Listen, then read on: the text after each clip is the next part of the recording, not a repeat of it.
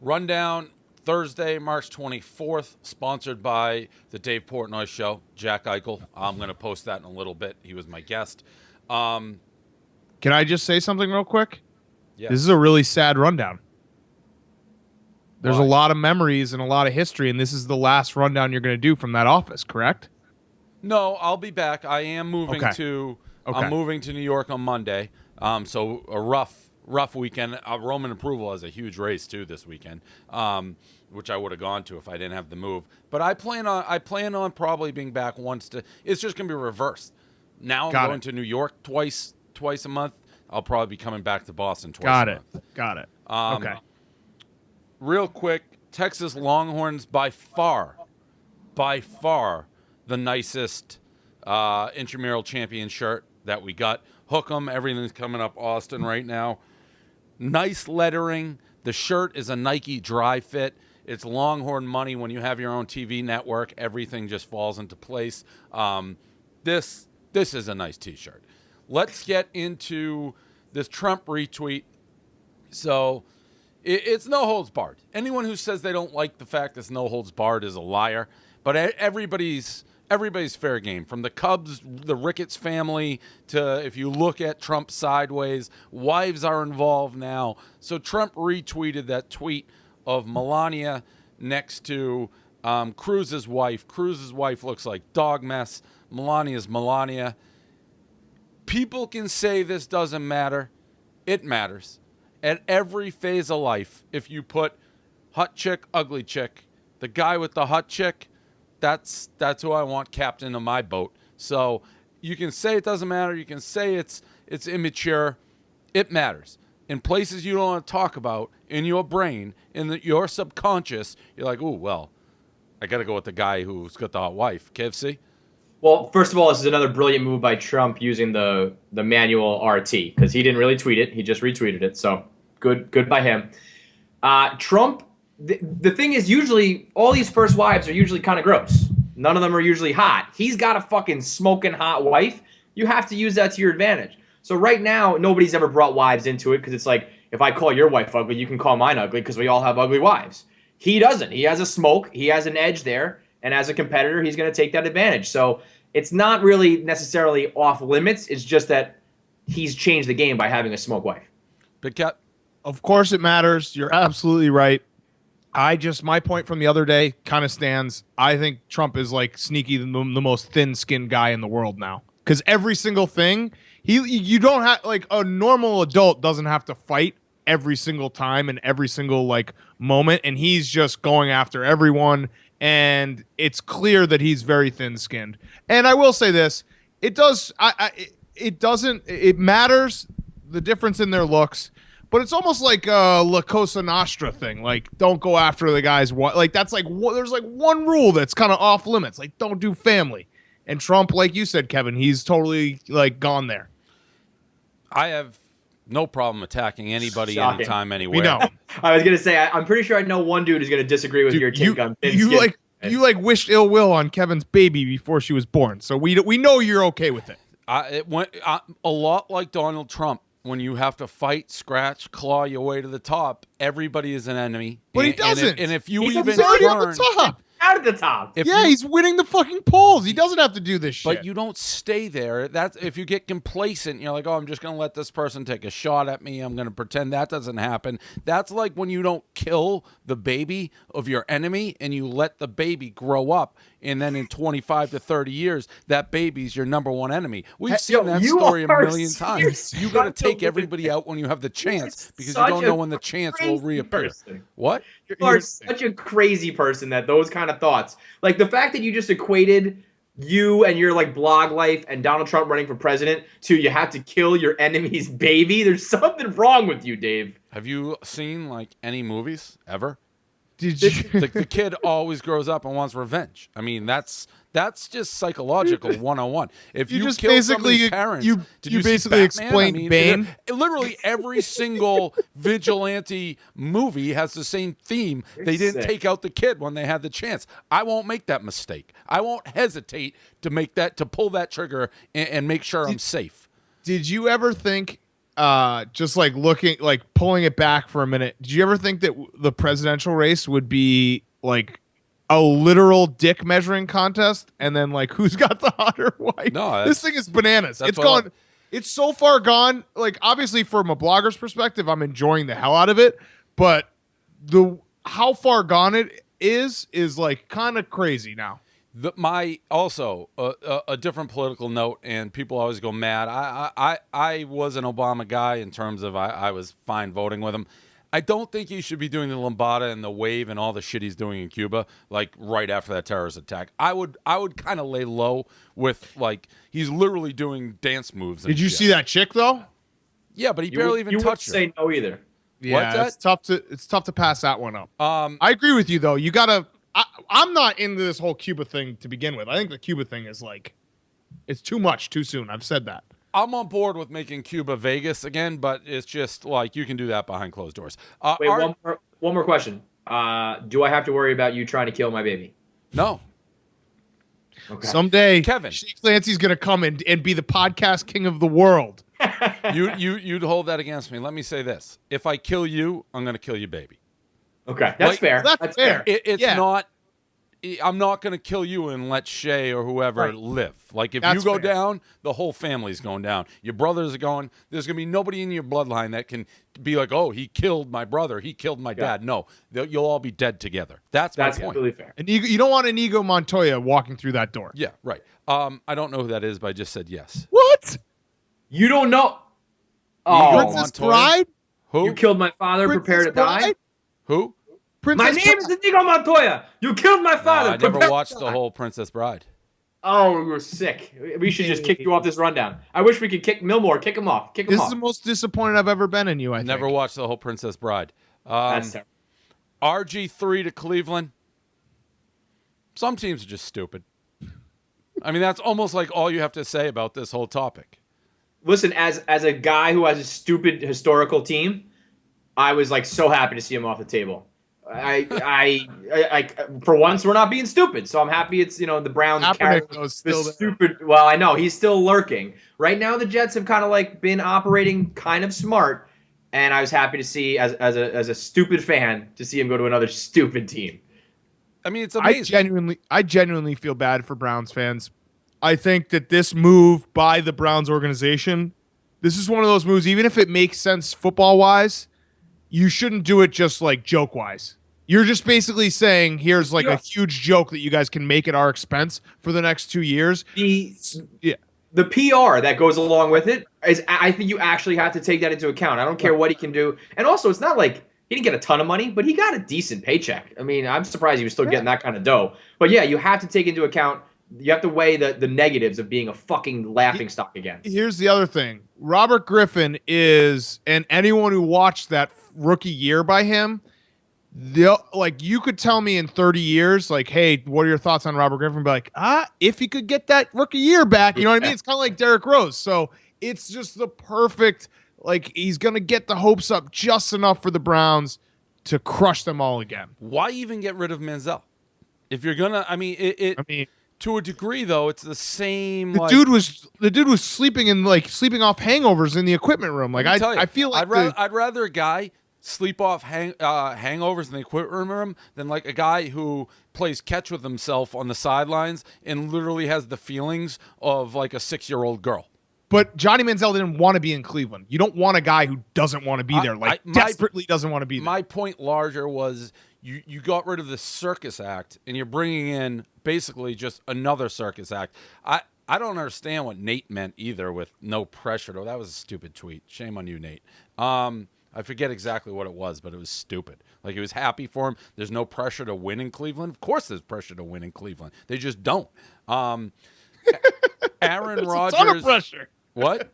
There's a ton of pressure. Maybe more pressure than anywhere else because Totally. they never win. Totally. It's like you go on that quarter. Like, you're a running joke, regardless of who you are, to be the quarterback of the Browns. He's making it sound like, I don't know, he went to a Division III program or something. It was just strange. Shame on you, Nate. Aaron Rodgers UFO story. So Aaron Rodgers said he saw a UFO. Couple takes, obviously. I don't know what the fuck. Now that we're in the podcast game, what podcast was he on? Why was Aaron Rodgers on that podcast? It's one of the biggest podcasts. This is this is the one they mentioned when we went to that podcast meeting. What was the And name of it? What is it? The Mark Maron show? No, it wasn't Mark. Oh no, it's Pete Holmes. It's Pete Holmes. I got that confused. It's the Pete. So maybe it's not one of the biggest ones, It's but like strange stuff. I just read it in your thing. Anyways, Big Cat, what do you got on you boy seeing in the UFO? it sucks that I have to believe him because you just can't take UFO sightings like lightly. You can't laugh off a UFO sighting. So this is maybe the one time I'll say like Aaron Rodgers, tell us some more, even though it could be, him being jokey Aaron Rodgers. I'm so funny. I photobomb everyone. Ha ha ha. Like, but if he really saw it, you can't take it lightly. Aliens you don't fuck with aliens. Kevsey? I believe pretty much anyone who said they've seen aliens. Yeah. I just do. I think that they're out there all the time. I think that if you tell me you've seen it and you have enough of a story to back it up, like he was describing it pretty in detail, I don't think you'd make that shit up. The only thing that's a little fishy is that he said it happened back in 2005. I feel like if I saw a UFO, I would tell everybody the next day and the day after that and the day after that, and I would never stop talking about the UFO that I saw. So the fact that it's coming out 10, 11 years later, that's the only red flag I'd have. I'm the resident alien guy here.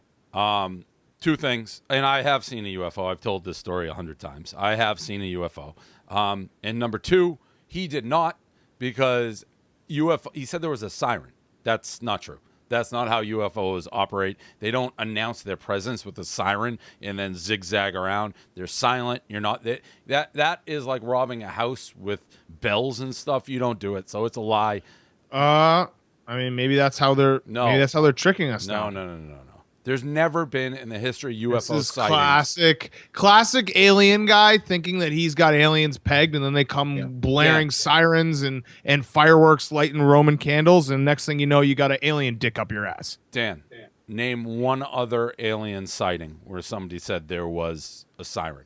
So I'm just saying, if aliens are as smart as aliens are, which I think they are, they would obviously be able to adapt and be like, all right, these guys are expecting us to be silent. Like this fucking idiot in Boston thinks we're going to be silent and sneaky. Let's reverse it on him. You guys are the dumbest alien people ever. When you think, Dave, just when you think like, oh, it can't be aliens because there was a siren, that's what they want you to think. But right. I don't like having alien conversations with you guys because you don't take them seriously. I do. No, we don't. We just discuss everything with an element of truth.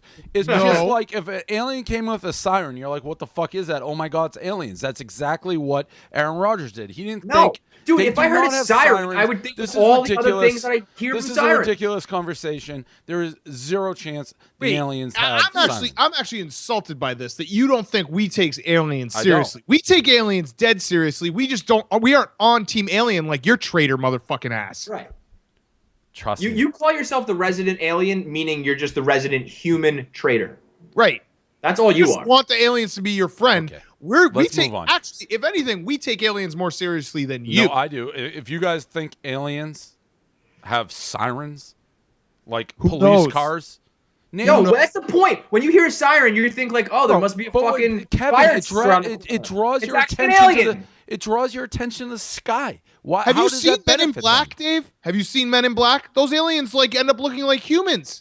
Exactly. They're trying to blend in. They don't have sirens. But they can do everything. They can shapeshift. They can do sirens. They can do not sirens. They can be people. They can be not people. They can do everything. Here's your biggest mistake. When it comes to aliens, everything's on the table. You're starting to take things off the table, and that's when we get our asses kicked by aliens. Do you not think that sometimes, Dave, do you not think that sometimes aliens want to maybe let their presence be known? Maybe they don't always want to move in total silence and be totally behind the curtain. Every now and then, you got to be like, there's Aaron Rodgers. Let's fucking let him know we're here. You got to remind people on Earth that, hey, look up here. Look at this fucking crazy aircraft. We're out there. We're watching. There's just one alien in the history of aliens has decided to do that. Just one went rogue. I'm guaranteeing one went that rogue. You can look up other alien sightings that involve sound. No, it's March, you can't baby. do it. Anything's possible. It doesn't exist. That's what I'm saying. I study this shit, and it doesn't exist. You don't study anything. I do, Dan. No, you don't. And I study that. Where's the shark report? You want to bring that up? No, I study that, and I study the Loch Ness Monster. Those are two things I study. Where's the shark report, Dave? Where's the shark report? That's a different conversation. That's coming. That's coming. It's going to fucking blow your mind. Can we go to commercial break? We're back. Michael Sam, new story. NFL made the Rams. First of all, I didn't know. Maybe I did know the NFL can just force feed Hard Knocks down your throat. I thought I always heard teams saying they didn't want to do it. They didn't have to do it. Anyways, the Rams basically traded with Goodell. They said, don't make us do Hard Knocks and we'll take the gay guy. So the NFL looks good. They're breaking boundaries. The guy never had a chance to make the team. I guess it makes sense. I don't really care. I'm sick of talking about Michael Sam. I mean, I'm sick of it. Big Cat. How did this come out anyway? Like, I feel like that's really sloppy by the NFL. This is one of those things that how do you let this come out, NFL? Are you kidding? The NFL? The NFL is the. Did you just ask that? How did the NFL screw up and let it out? The NFL is the most debaucherous. No. I'm not saying that I'm surprised the NFL did this. I'm actually not surprised the NFL did this. I'm surprised the NFL, like, who on the Rams said, "Hey, we made a backroom deal." That guy. I feel like Goodell probably has that guy killed tomorrow. Yeah, there's leaks all over the place. It's like when the Ray Rice thing, the NFL saying they got it. The NFL is dysfunctional, underhanded, devious, everything. KFC? I just lost a sneeze.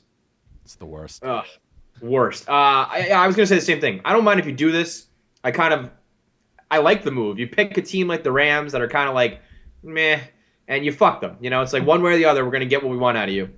But you just can't have it come out because then you look like the idiots. So here's a dumb question. If the NFL can literally pick and choose Hard Knocks, like, why haven't the Patriots done it? Imagine the Patriots on Hard Knocks. No, they can't. There's rules. There's different rules. There's, like, if you have a new coach, you can't do it. If you make the playoffs, you can't do it. It's like all these rules that have. And then so it whittles down to like 8 teams. Got it. Yeah. Because the Patriots... And you can't do it if you've done it like in the last few years or something. I don't know. The Patriots Hard Knocks would probably be the greatest thing ever created with Belichick. He would be... I I actually think he would maybe retire. He'd be like, I'm retiring this year, and then just come out of retirement after Hard Knocks is done. Could you, like, it's just like, I refuse to do it. I'll have my assistant coach training camp, and then I'll come back in September. If he had to do it and he was there, he's not beyond just, like, stabbing somebody and murdering them on live TV.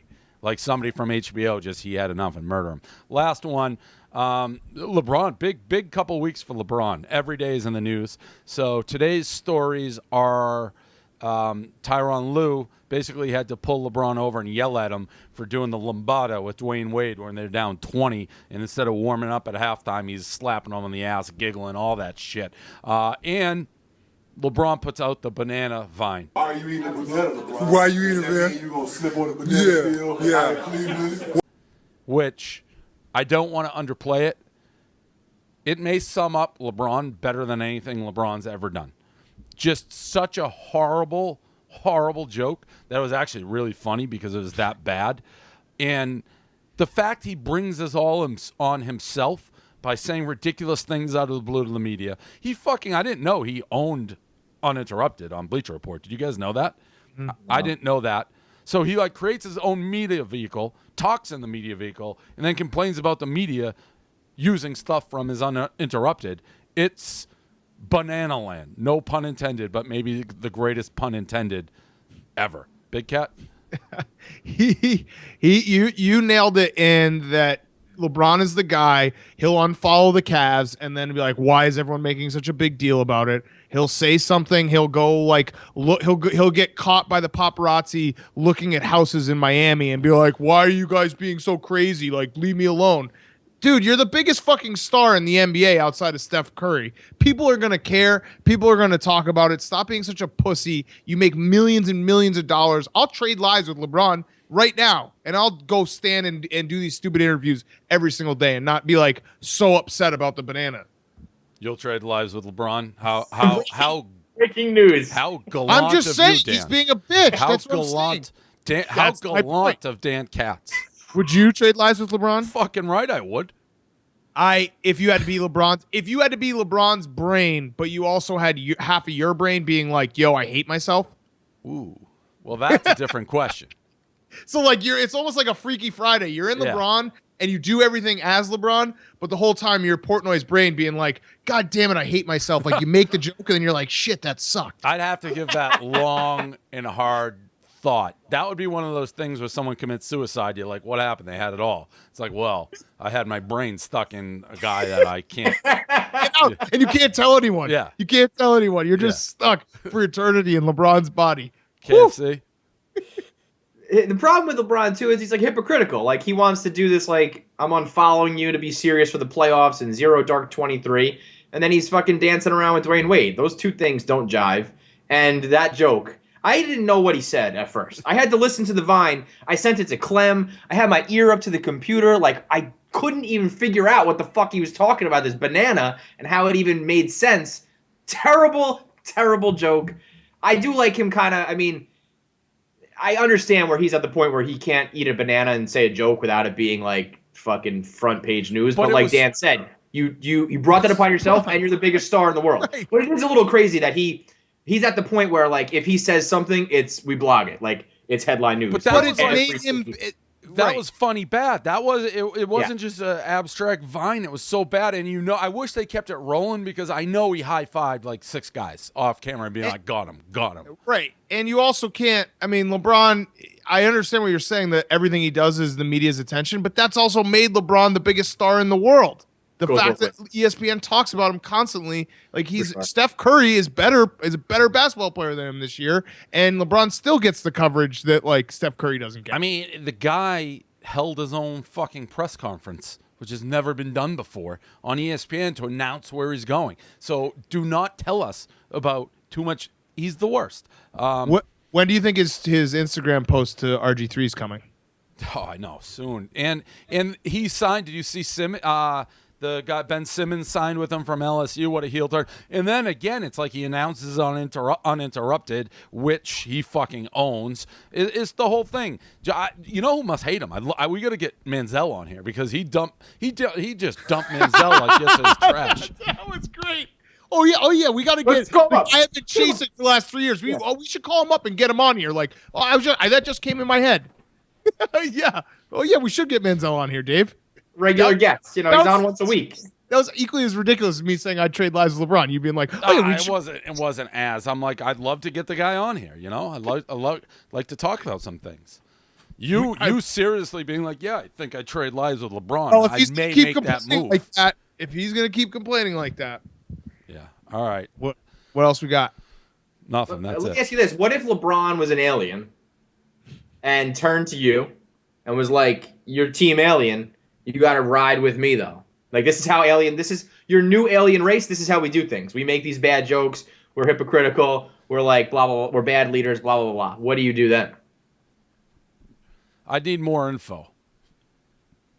I'd want to know about the aliens. Ask me questions. Ask me questions that I'll answer in the form of LeBron alien. What do you want to know? How deep's your roster? Like, are you guys, when's the invasion? Can I speak with somebody like your supervisor? He's head. He is the head. Assume that they are far advanced and very, very deep. And the invasion, let's say the invasion comes in a year. Then human. I'm human. Wow. There's certain things. It's certain things that you just got to fight for. If he's the head alien, I can't be a part of that. Woo. So there's the line. We found the line. Yeah.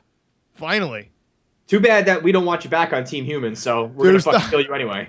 There are not a lot of lines in Dave Portnoy's life. But the one line we did find is that if LeBron is the head of the alien invasion, he will be back on Team Human. Yeah, I will. I'll fucking fly the ship, right? I'll be the president. I'll fly and kill myself to kill that ship. You'll fly up the thing? Yeah. So, if that's the situation, if those are the cards that were dealt, then fuck it. I'll have to be human.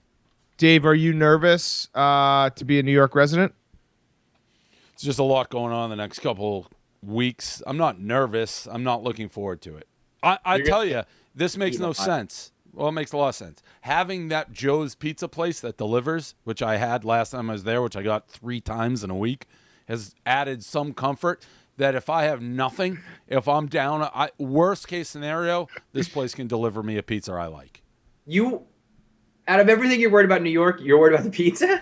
Oh, that's it. Dave said that. He was like, I'm so scared of getting on the subway and finding a pizza place I like. I'm a simple man. The subway is totally valid, but the pizza is like, no, I that's the first pizza I've really liked in New York ever. Probably an upgrade on Chinese food too, though. Even Rico Bosco just coincidentally today tweeted he had the same pizza place. He gave it a 9.8. He's like, best pizza I've ever had in New York. He was standing waiting to see if you were going to maybe go there again. He might be camped out there. No, it'll be a big move. I haven't seen the place, so that's kind of exciting. I have no idea where I'm living. You And moved I have in no like idea what it sight, looks like. sight unseen. You just Renee was in charge. I have no idea where I'm living. No idea what it looks That's like. hilarious. And then you got Indy. What's your Final Four? We should do Final Fours because it's the last show. still in it. I'd have to see the brackets. Yeah.